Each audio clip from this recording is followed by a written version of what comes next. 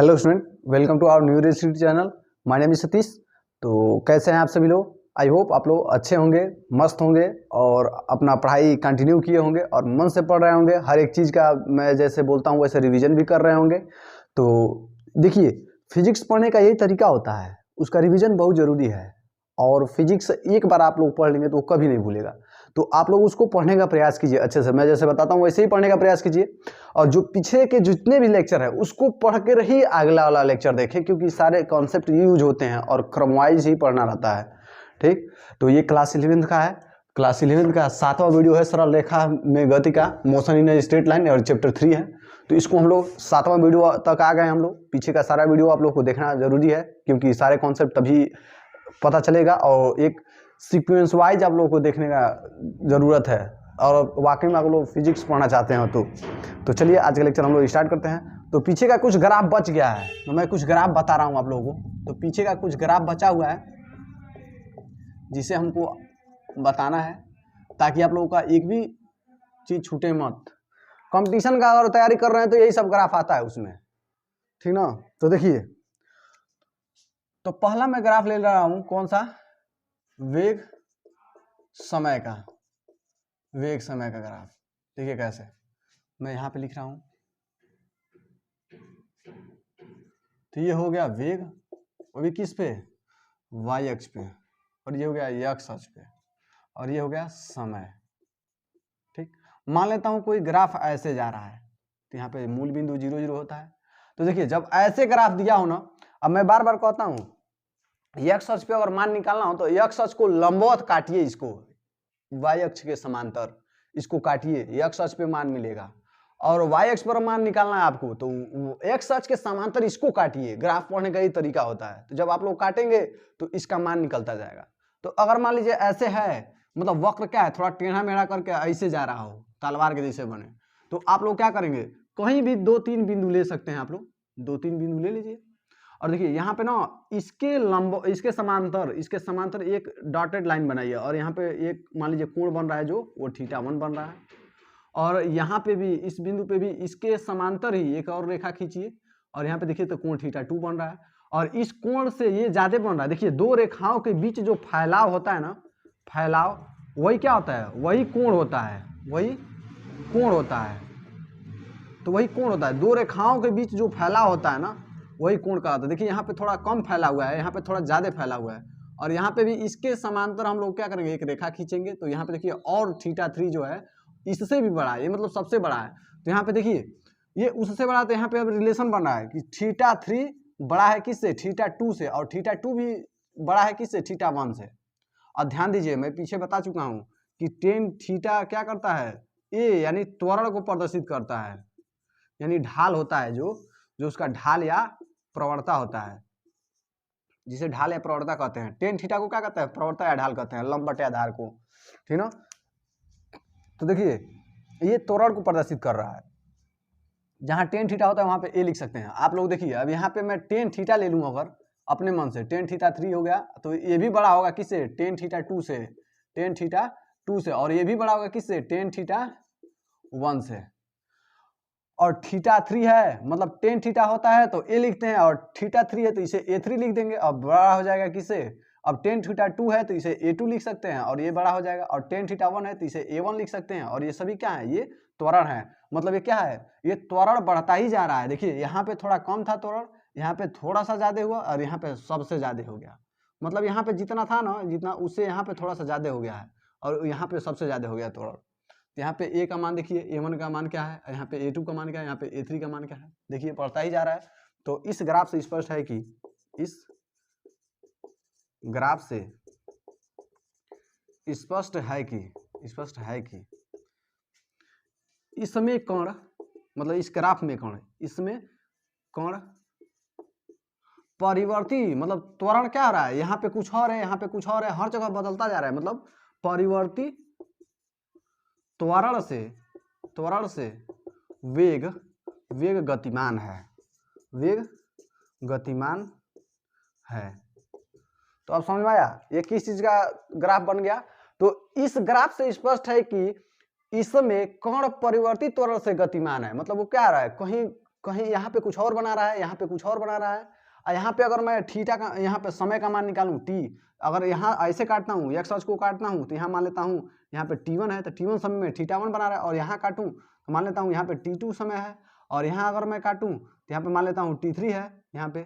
तो देखिए T1 पर कुछ और है त्वरण, T2 पर कुछ और है, T3 पर कुछ और है। मान लेता हूँ इसको ऐसे काटा हूँ, ऐसे काटा हूँ, तो T3 पे कुछ और है। तो अब देखिए हर समय पर ये अलग समय है, ये अलग समय, ये अलग समय, अलग अलग समय पर अलग अलग त्वरण उत्पन्न हो रहा है। मतलब ये क्या है, ये त्वरण बदल रहा है, मतलब वेग क्या हो रहा है, परिवर्तित है। जब वेग कभी घटे बढ़े तो यहाँ पे क्या है, त्वरण आता है। वेग अगर आप लोग का फिक्स हो वेग, तो त्वरण नहीं आता है, याद रखिएगा। तो यही है, तो आप लोग इसको बना लीजिए, ठीक ना। तो ये सब आप लोग मिटा दीजिए, ये सब, ठीक ना, इसको अच्छे से। तो इतने का आप लोग स्क्रीनशॉट लीजिए, फिर आगे बढ़ते हैं। तो अब देखिए, अब क्या है, अब वेग और समय को ही ले रहा हूं, ठीक।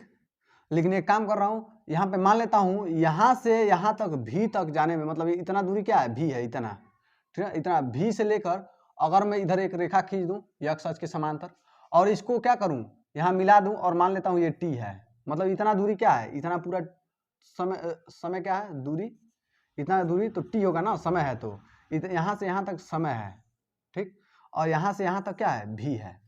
तो अब बताइए क्या बन रहा है, एक आयत बन रहा है, ठीक है। और ये क्षेत्रफल क्या कर रहा है, विस्थापन को प्रदर्शित करता है। देखिए कैसे, तो देखिए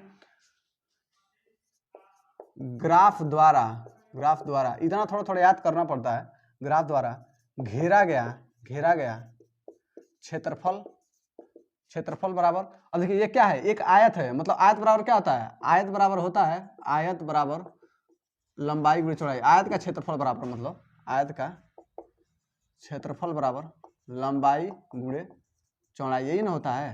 तो आप लोगों को पता है कि आयत का क्षेत्रफल क्या होता है, लंबाई गुणे चौड़ाई। तो इस ग्राफ द्वारा घेरा गया क्षेत्रफल क्या है, एक आयताकार है, और इसका फार्मूला क्या होता है, लंबाई गुणे चौड़ाई, ये होता है ना। अब ध्यान देखिए, ये देखिए ये लंबाई है, तो लंबाई कितना है, टी है, टी होगा, गुणे है तो गुणे, चौड़ाई कितना है, तो चौड़ाई भी है, भी टी।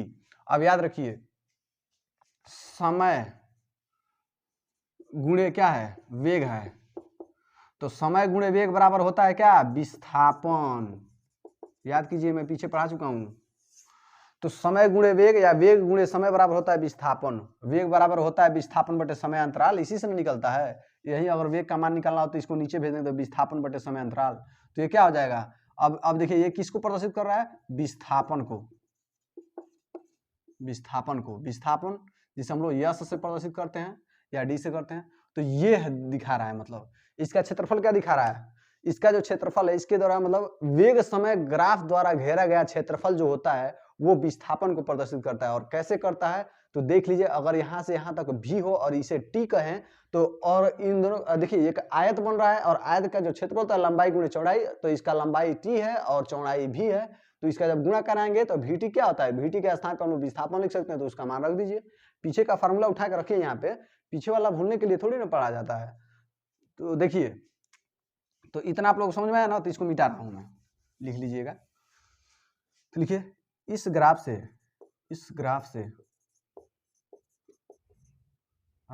घेरा गया क्षेत्रफल, घेरा, ये सब कंपटीशन में पूछता है, ऐसे ही दे देगा, कुछ बना देगा, कहेगा इसमें से ऑप्शन दे देगा, विस्थापन को प्रदर्शित कर रहा है, यही डायरेक्ट पूछ देता है, विस्थापन कर रहा है, वेग को प्रदर्शित कर रहा है। तो आप लोग क्या करेंगे, जो जानेगा वो विस्थापन मार देगा, जो नहीं जानेगा वो तो जिंदगी भर घूमते रहेगा, तुर्की क्या है, समझ भी नहीं करेगा, वो कहेगा कि ये क्या है।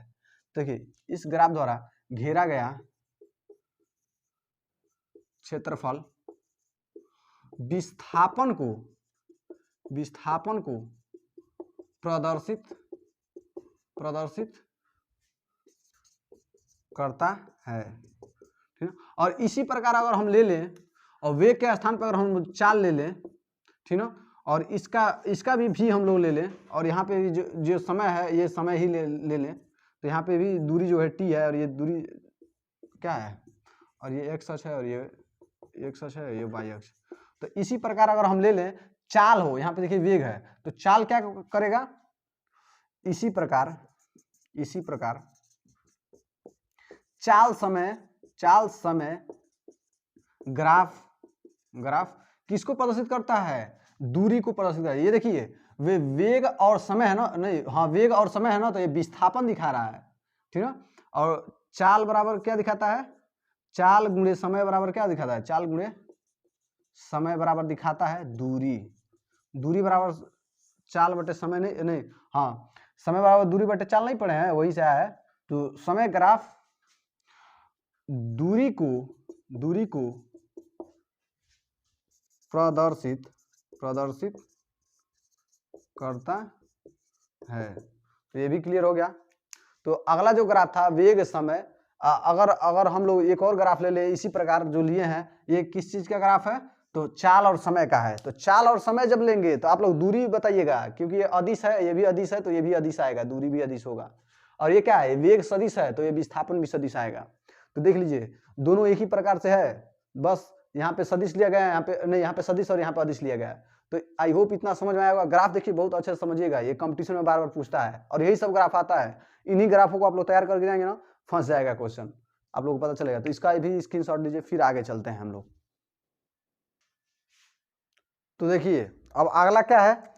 अगला जो ग्राफ है त्वरण समय ग्राफ है, ठीक है ना। त्वरण समय का मतलब ऐसे ही हम बनाए, अगर जो x अक्ष और दूसरा होता है y अक्ष, और इस पे हम लोग ले त्वरण और इस पे हम लोग ले समय।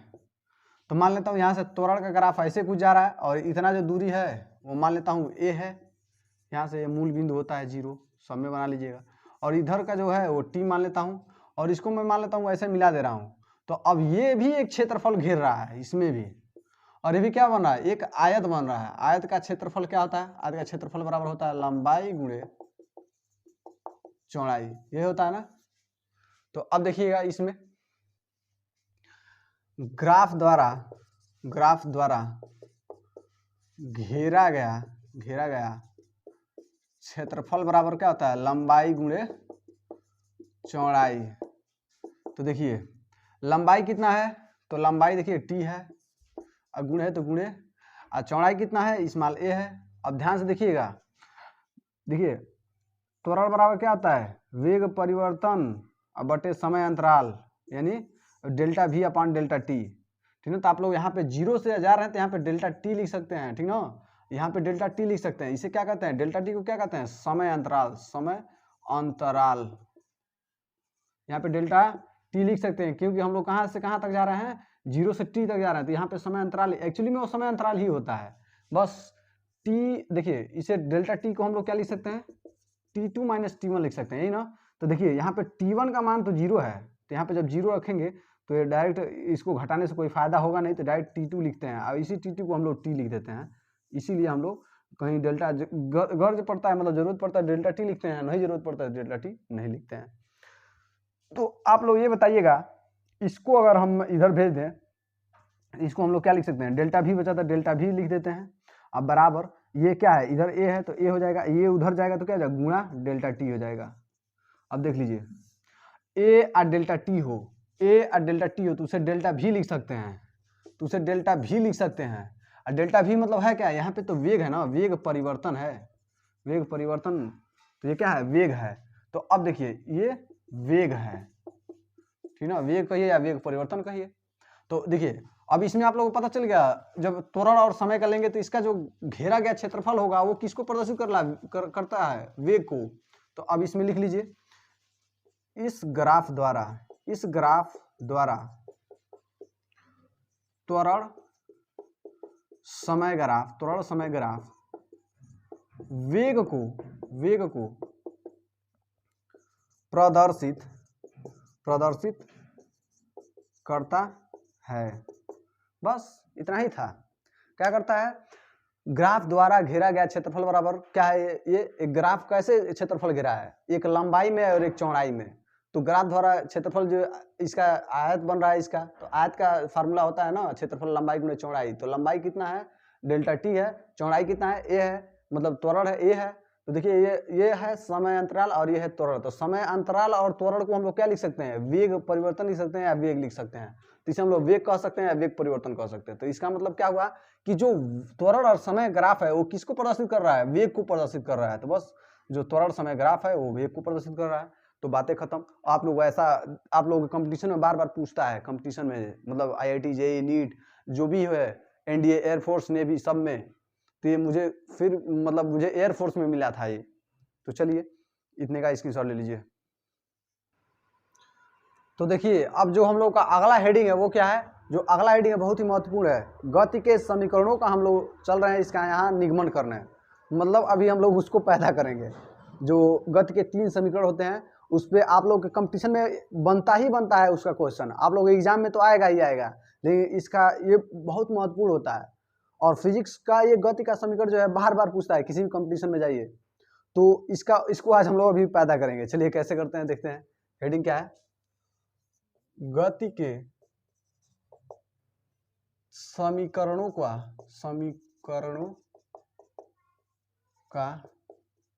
निगमन। निगमन मतलब उसका उत्पादन कैसे होगा। अब देखिए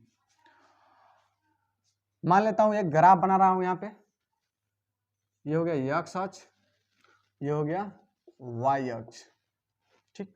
और मान लेता हूं कोई वस्तु है और यहाँ पे तो 0 होता है, मूल बिंदु है ये। वो ना शुरू में रुका था, वो क्या था, शुरू में रुका था। तो इसका वेग क्या था, रुका है तो वेग इसका 0 होगा। इसका प्रारंभिक वेग जो है ना, प्रारंभिक वेग मैं इसको u मान लेता हूँ। तो u बराबर होता है 0, तो u का मान इस पे हम लोग ले लें तो ये u है, ठीक ना। यानी 0 पर उसका वेग u है। तो ऐसे अगर आप देखते हैं x पर देखते हैं फिर y पे देखते हैं, x पर और y पर, यही नियम होता है देखने का। तो 0 पर तो रुका है तो उसका मान प्रारंभिक वेग क्या है, प्रारंभिक वेग उसका u है, तो 0 पे रुका है, ठीक ना। और देखते हैं t समय बाद देखते हैं तो वो गाड़ी मतलब चलने लगता है। अगर मान लीजिए कि वो कोई कण हो या कोई गाड़ी हो तो वो चलता है। तो यहाँ पे अब देखते हैं तो उसका वेग v हो जाता है और इसका मान कुछ होता है। ये t समय बाद देखते हैं। तो मान लीजिए t समय बाद यहाँ पे मान लीजिए t समय बाद हमने उसको देखा तो उसका वेग क्या हो गया था, v हो गया था। मतलब ये पूरा दूरी यहाँ से यहाँ तक की जो दूरी है वो u है, और यहाँ से यहाँ तक की जो दूरी है वो क्या है, v है, ठीक ना। v है और ये u थोड़ा इसे गोल टाइप का बनाते हैं, आई v थोड़ा निचवा नुकीला होता है, तो ये v हो गया, ठीक। और ये जो दूरी है ये क्या है, ये t है, ठीक ना, क्योंकि t समय बाद देखा गया। अब देखिए ये a और देखिए t समय बाद ना, तो इसको ना x अक्ष के समांतर इसको ऐसे काटिए, मतलब x अक्ष के समांतर। और देखिए x y का मान निकालना है, इसका और इसका ग्राफ निकालना है हमको, और x अक्ष पे मान निकालना है। तो y अक्ष को ऐसे समांतर काटिए इसे। तो मान लेता हूँ ऐसे काट रहा हूँ, तो यहाँ पे ऐसे काटा हूँ, तो यहाँ पे जो ये कट कर रहा है ये मान लेता हूँ यहाँ पे ये बिंदु a है और ये बिंदु क्या है, ये b है, ठीक। और ये दूरी पूरा क्या है, टोटल v है, ठीक ना। और यहाँ पे u था, मतलब v नहीं u था। तो देखिए अब इसको ना मैं मिला दे रहा हूँ, ठीक। तो इसको हमने मिला दिया और ना इसके समांतर यहां से एक और रेखा खींच दे रहा हूं, ठीक ना। अब ध्यान से देखिए, अब ये u जब दूरी है तो ये भी इतना दूरी क्या हो जाएगा, u ही हो जाएगा, ठीक है। और जब ये t है तो ये आयत बन गया ना, ये क्या है, एक आयत है, ये आयत है, ठीक है। तो ये जब दूरी t है तो ये भी तो t होगा ना। ग्राफ द्वारा समझ रहे हैं, यहाँ पे लिख लीजिएगा गति के समीकरणों का निगमन ग्राफ द्वारा। एक सूत्र द्वारा भी होता है, वो आगे देखा जाएगा, इसलिए अभी हम लोग ग्राफ द्वारा निकाल रहे हैं। तो ये t हो गया। अब ये टोटल जो दूरी है अगर मैं इसका मान निकालूं इसका, तो इसके बराबर भी ये भी है, जितना ये है उतना ये भी है, क्योंकि ये भी एक का आयत ही बन रहा है और इसके आमने सामने की भुजाएं आपस में बराबर होती हैं। तो जब ये इतना हम लोग को कितना निकाला जाएगा, तो इतना का मान निकाल लेते हैं, तो इतना ही ये भी है, तो इतना का मान निकाला जाए। कैसे, ये पूरा दिया है, पूरे में से इतने को हम लोग निकाल देंगे तो इतना नहीं बच जाएगा, इतने में से इतने का निकाल देंगे तो इतना बच जाएगा। तो यही काम करते हैं। तो इतने का मान क्या है, v है। तो यहाँ पे पूरे में से v लिख देते हैं, पूरा निकल गया, मतलब पूरा हो गया v। इसी में से इतने को निकालना है, मतलब u को क्या करना है, निकाल दिए हम लोग, घटा दिए, तो इतना नहीं बच गया, तो बस u माइनस v, तो नहीं v माइनस u, तो v माइनस u ये भी हो गया, ये भी जो है हो गया। अब इस कोण को हम लोग मान ले रहे हैं थीटा, बस अब आपका काम खत्म। यही मेन फिगर था, इसी को बनाना था। क्या किए हम लोग, एक ए बिंदु लिए हैं, मान लीजिए कोई गाड़ी है, तो कोई गाड़ी अगर मान लेते हैं जीरो, देखिए रुकी हुई हो, गाड़ी रुकी है, ठीक ना, गाड़ी रुकी है, तो उसका प्रारंभिक वेग हमने u मान लिया, और उस समय t समय देखा तो हमने 0 था, तो 0 पे u था। अब ना कुछ समय बाद देखे हम लोग, t समय बाद देखे, मतलब 5 सेकंड 10 मिनट बाद देखे, तो उसका जो वेग है वो v हो गया, मतलब अंतिम वेग हो गया। ये क्या हो गया, अंतिम वेग हो गया, अंतिम वेग। तो अंतिम वेग उसका v हो गया, तो अंतिम वेग उसका v हो गया। अब देखिए इसको और इसका मान निकालने के लिए इन दोनों को अक्षों को हम लोग ऐसे काटते हैं लंबवत, तो जब काटते हैं तो उसका मान जो मिलता है उसी को, यानी v और t का जो बिंदु होगा यहाँ पे मिलेगा। अब इसी को हम लोग मिला दिए हैं, ठीक, और इसके समांतर हम लोग मिला दिए हैं ताकि एक फिगर बन जाए अच्छे से, आसानी के लिए, तो हम लोग मिला दिए हैं, ठीक है। और ये जो दूरी है निकाल लिए, ये t है दूरी, तो ये भी t होगा, ये भी u है तो ये भी u होगा, ठीक है। अब देखिए ये दूरी कितना होगा, ये, तो ये होगा पूरे में से इतना निकाल देंगे तो ये बच जाएगा, इतना के बराबर ये भी है, तो बस कर लिए, ठीक है। तो चलिए अब यही हम लोग लिखेंगे, माना कोई वस्तु या कोई कण u प्रारंभिक वेग से, u प्रारंभिक वेग से चलना प्रारंभ करती है t समय बाद, मतलब क्या, t समय बाद यस दूरी विस्थापित होने के बाद उसका अंतिम वेग v हो जाता है, और त्वरण इस्माल a हो जाता है, तो इस्माल a हो जाता है, तो अब देख लीजिए, यही नहीं लिखा हूं, मान लीजिए इसका त्वरण कितना हो गया, इसको जाने में मान लीजिए इसका त्वरण a उत्पन्न हो रहा है, ठीक है, और यहां से यहां तक जो दूरी है वो s मान ले रहा हूं, यहां से यहां तक की जो दूरी है वो हमने s मान लिया, इसी से हम बना रहे हैं, ये फिगर बनाए हैं, ठीक। तो इसको ऐसे बना सकते हैं हम लोग। देखिए ग्राफ थोड़ा कठिन होता है, लेकिन आप लोग मैं जैसे बोल रहा हूँ ऐसे करेंगे तो आप लोग को आसानी होगा, ग्राफ थोड़ा दिक्कत करता है बच्चों को। देखिए तो माना कोई कण u प्रारंभिक वेग से चलना प्रारंभ करता है, ठीक है, जो t समय बाद s दूरी विस्थापित हो जाता है, जो t समय बाद s दूरी विस्थापित हो जाता है, और विस्थापित होने के बाद उसका अंतिम वेग v हो जाता है, तो उसका विस्थापित होने के बाद उसका अंतिम वेग v हो जाता है, और इसका त्वरण क्या है, स्मॉल a है, बस वही लिख दिए। अब देखिए, अब गति का जो 3 समीकरण होते हैं, तो इसका देखिए लिख लीजिए पहले नोट में, जो गति का 3 समीकरण होता है वो क्या होता है, तो यहां लिख दे रहा हूं। पहला जो होता है v equal to u plus a t, जो दूसरा होता है s equal to u t plus half a t square होता है, और जो तीसरा है वो होता है s v square equal to होता है u स्क्वायर प्लस 2as, तो यही होता है।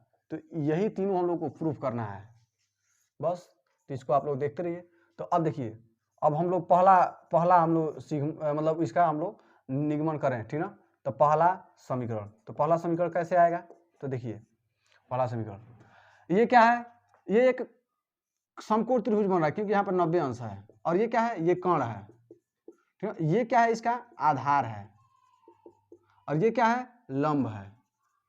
तो यहाँ पे हम लोग ढाल लिखते हैं, ढाल लिया जाए, ढाल या प्रवणता जिसे कहते हैं, ढाल या प्रवणता कहते हैं, ठीक है, ढाल या प्रवणता बराबर होता है टेन थीटा बराबर, इसको ब्रैकेट में कर लीजिए, टेन थीटा बराबर क्या होता है, लंब बटे आधार, यही तरीका होता है, लाल बटे कक्का, यही ना होता है। पहला होता है साइन का, दूसरा होता है कास का, तीसरा जो होता है वो होता है टेन का। तो टेन थीटा क्या था, लंब बटे आधार। देख लीजिए लंब बटे आधार, लंब बटे आधार, तो ये होता है लंब बटे आधार। और लंब इसका कितना है, यही ना समकोण त्रिभुज है, ए बी, यहाँ पे मान लीजिए सी है और यहाँ पे मान लीजिए कोई बिंदु डी लीजिए, तो ए बी सी में समकोण त्रिभुज ए बी सी में देखिए, तो देखिए लंब बटे आधार, लंब क्या है v माइनस यू है, आधार क्या है t है, तो लंब कितना है v माइनस यू, अब बटे आधार कितना है स्मॉल t है। टेन थीटा क्या है, टेन थीटा अभी मैं बताया था, टेन थीटा जो होता है वो a के बराबर होता है, मतलब त्वरण के बराबर होता है, पीछे बता चुका हूँ। तो इसके स्थान पे a रख दीजिए, तो a बराबर क्या मिल गया v minus you upon T. अब t को इधर भेजिए, इधर आएगा तो गुणा हो जाएगा, तो इसको हम जब लिखेंगे तो हो जाएगा ए टी बराबर v माइनस यू। अब इस माइनस u को इधर भेजेंगे तो प्लस हो जाएगा क्योंकि उधर माइनस है, तो ये क्या हो जाएगा ए टी प्लस यू बराबर v, मतलब इसी को हम लोग आगे पीछे कर दे, इसको पहले कर दे तो v बराबर क्या हो जाएगा u प्लस ए टी। यही क्या है, अतः यही गति का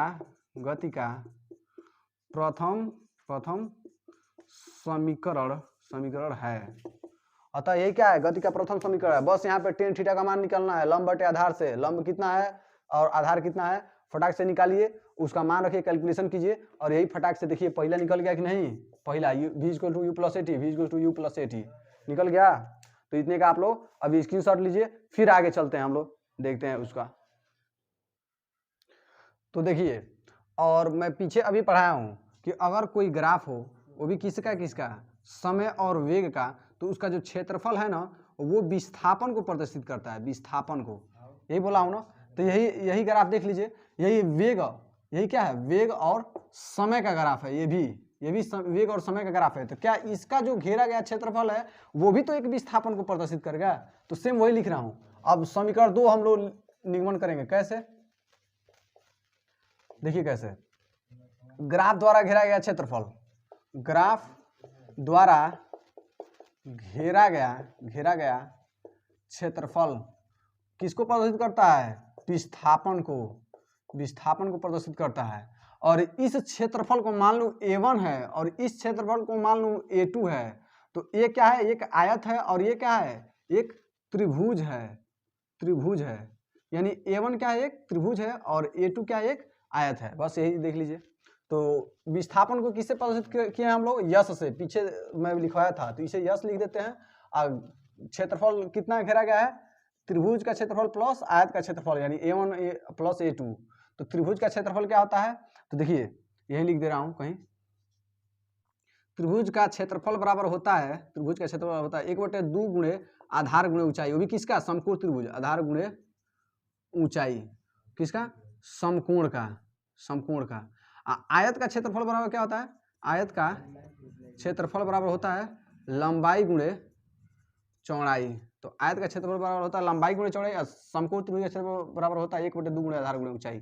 तो देखिए, तो इसका यश बराबर, ये क्या है, त्रिभुज है, a1 क्या है, त्रिभुज है, इसका क्षेत्रफल क्या होता है, वहां से रखिए 1/2 गुणे आधार गुणे ऊंचाई, ठीक, प्लस है तो प्लस, ये क्या है, एक आयत है, आयत का क्षेत्रफल क्या होता है, लंबाई गुणे चौड़ाई, ये होता है ना। तो यश हो गया, 1/2 है तो 1/2 रहने दीजिए।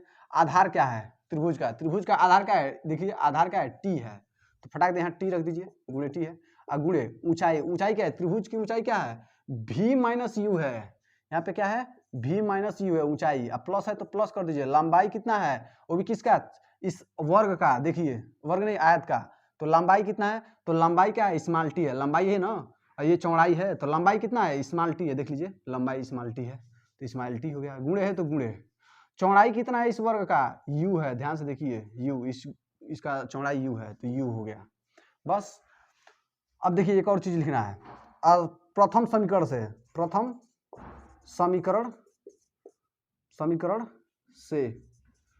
समीकरण से हम लोग क्या लिखे थे, याद कीजिए, हम लोग लिखे थे v equal to u plus a t, यही लिखे थे ना, v equal to u plus a t. अब एक काम कीजिए, इसको ना इधर भेज दीजिए, तो ये क्या हो जाएगा, v माइनस, ये प्लस है, इधर आएगा तो माइनस होगा, माइनस यू बराबर क्या हो जाएगा, ए टी हो जाएगा। मतलब क्या, जहाँ v माइनस यू है, जहाँ v माइनस यू है वहाँ ए टी लिख सकते हैं, बिल्कुल लिख सकते हैं, तो लिख दीजिए, इसे समीकरण 1 मान लीजिए, तो लिख दीजिए v माइनस यू का मान समीकरण एक में रखने पर, तो इसका मान समीकरण एक में रख देते हैं। तो देखिए यस है तो यस लिख दीजिए, हाफ है तो हाफ कर दीजिए, मतलब आधा है, गुणे टी है तो टी कर दीजिए गुणे।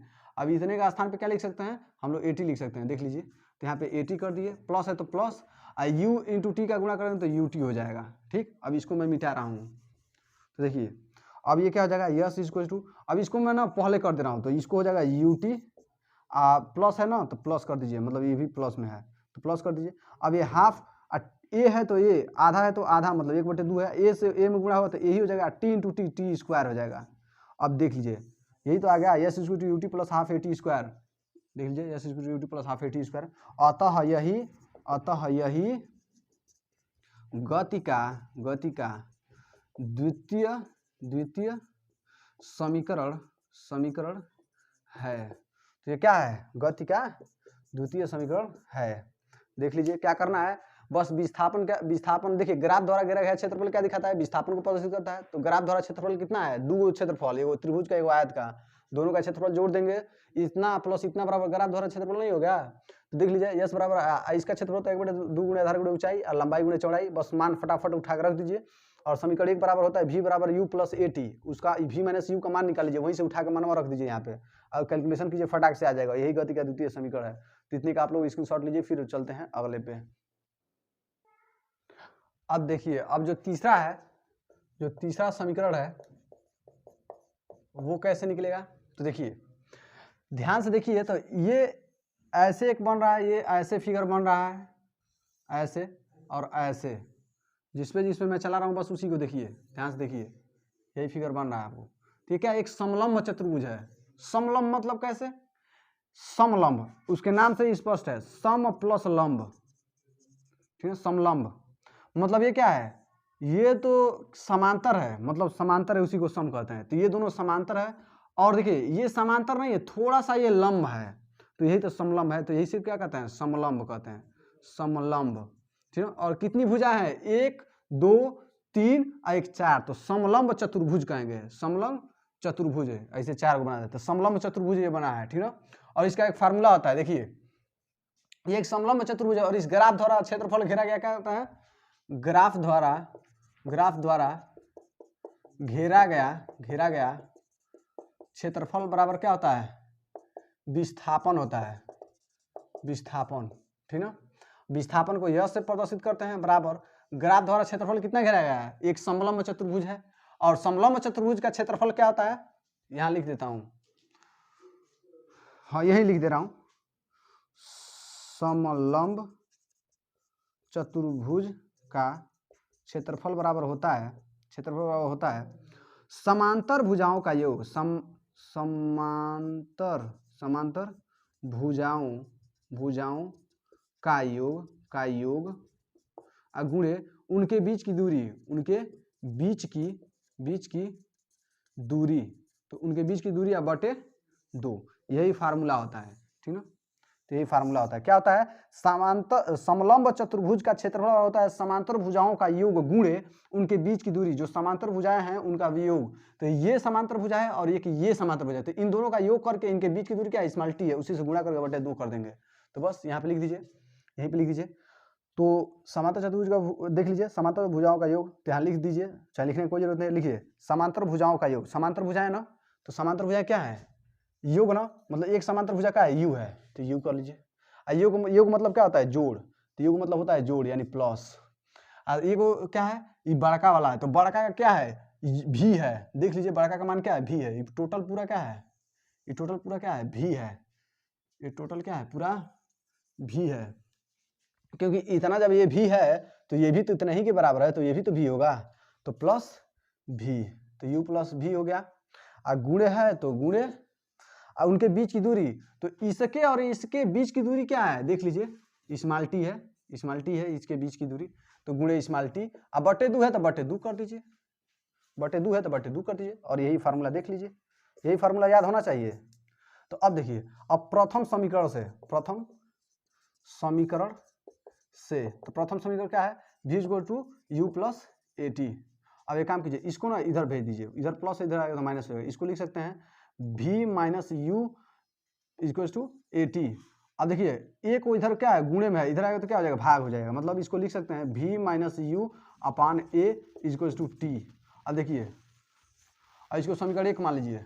अब देखिए t का मान उठा के रख दीजिए, t का मान समीकरण 1 में रखने पर, तो t का मान उठा के यहाँ पे रख दीजिए। कितना रख सकते हैं देख लीजिए कितना है। तो यहाँ पे यस बराबर u प्लस वी है, ठीक ना, और गुणे है तो गुणे t के स्थान पे क्या रखेंगे, v माइनस यू अपान ए, ठीक ना, बस। अब बटे क्या है, बटे 2 है तो बटे 2 कर दीजिए।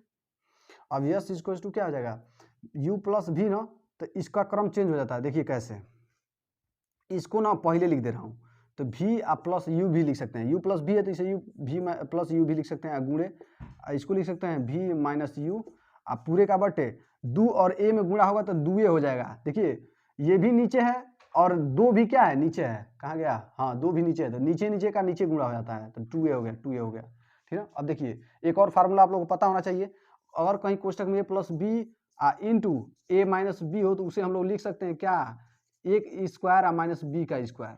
देख लीजिए यही फार्मूला होता है। तो देखिए एक कोष्टक में क्या है, ए प्लस बी, और दूसरे कोष्टक में ए माइनस बी और इंटू है, ठीक है। तो इसे क्या लिख सकते हैं हम लोग, ए स्क्वायर माइनस बी स्क्वायर। तो यस बराबर हो गया क्या, इसको लिख सकते हैं, यानी कि ए के स्थान पर भी है तो भी का स्क्वायर माइनस यू का स्क्वायर, अब बटे क्या है 2a है, ठीक। अब इसी को देखिए यहाँ पे, अब इसको ना इधर भेज दीजिए, तो इधर भेजेंगे तो क्या हो जाएगा, तो इसको भेजेंगे आप लोग तो हो जाएगा, ये हो जाएगा 2as बराबर, इसको जब जाएगा तो 2as हो जाएगा गुणा, इधर क्या है v square minus you square, ठीक। अब इसको थोड़ा सा अच्छा कर लिया जाए, इधर ये क्या है माइनस में, इधर आएगा तो क्या हो जाएगा प्लस में हो जाएगा, मतलब ये क्या हो जाएगा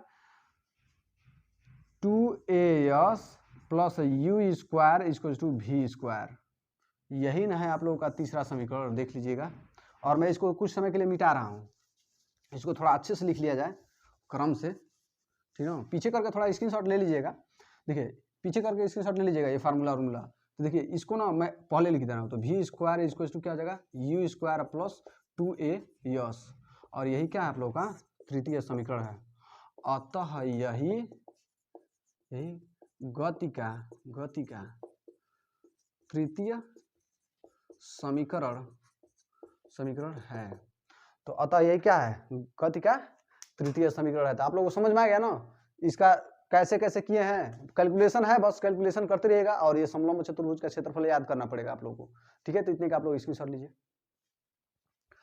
तो चलिए आज का लेक्चर हम लोग इतना ही रहने देते हैं। आज का लेक्चर थोड़ा ज़्यादा हो गया है और मैं इस कॉन्सेप्ट को मैं छोड़ना नहीं चाहता हूँ, एक भी कॉन्सेप्ट को, एक एक चीज़ को उधेड़ के रख देता हूँ आप लोगों के सामने, एक एक कॉन्सेप्ट का पोस्टमार्टम कर देता हूँ। तो आज का लेक्चर इतना ही रहने देते हैं, और जो लेक्चर बचा है, मतलब जो हेडिंग्स बचे हैं, उसको एक एक करके हम लोग 4 डालेंगे और एक एक चीज़ को क्लियर करते हुए चलेंगे। तो चलिए फिर मिलते हैं नेक्स्ट वीडियो में। Love you all, bye bye, take care, revision करते रहिए, ओके।